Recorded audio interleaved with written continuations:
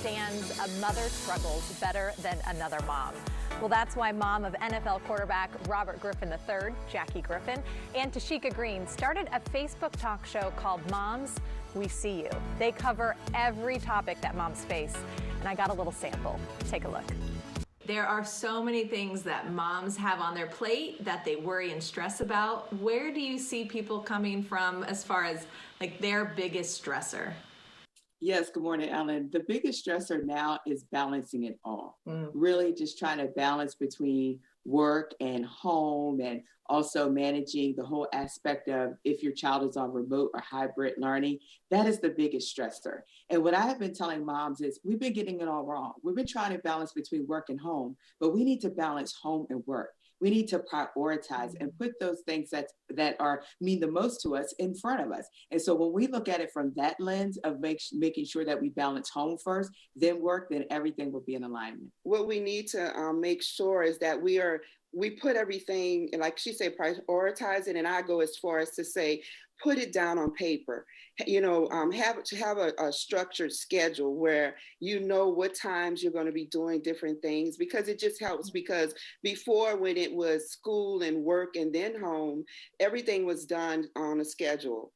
And you knew where you had to be and what time you had to do everything. So it's so important to keep that now that everybody is working from home and kids are doing virtual learning. It makes things easier for everyone. What I love is we were talking about worrying about your children. I feel like we all have children of different ages. I'm just 4 months, and then we have, a few decades in. Do you ever stop worrying about them? And how do you kind of take care of yourself while you're so worried about your children?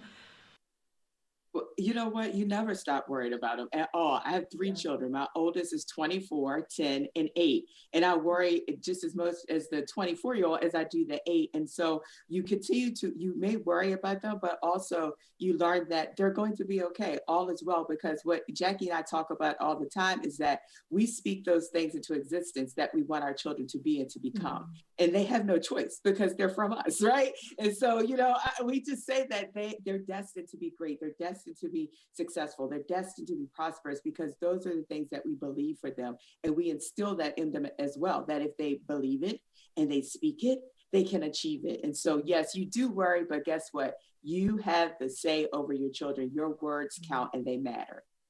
Yes, and I always say on our segments when we're talking to moms and women and the fathers that are the men that join in, that you are the MVP of your kid's life. You are the most valuable person or parent in their lives, and you have to understand your role. And so when you understand your role as a parent or that person in their lives, then of course you are determined to make sure that you speak life.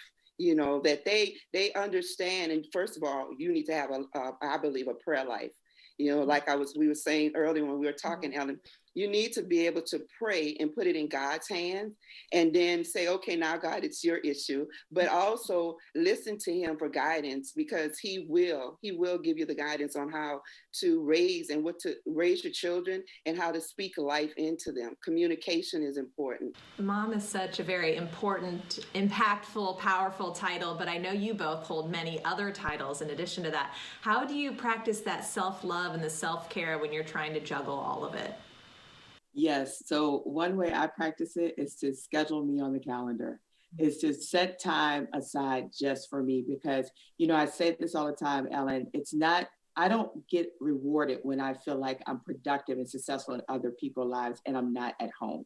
And so I need to make sure that I'm practicing what I'm preaching at home, that the works work at home as well. And so in order for me to continue to pour out, I have to be filled. It's so important that self-care and that self-love, they go together. And as mothers, as wives, as people, friends, or whatever it is, what relationships we have, we are always so giving. And we want to pour constantly into the lives of others. And then because of our roles, we want to make sure that everyone else is taken care of, and not realizing that if we do not love ourselves by having that self-care and taking that time for ourselves, that we are going to deplete ourselves, and we're not going to be any good for anybody.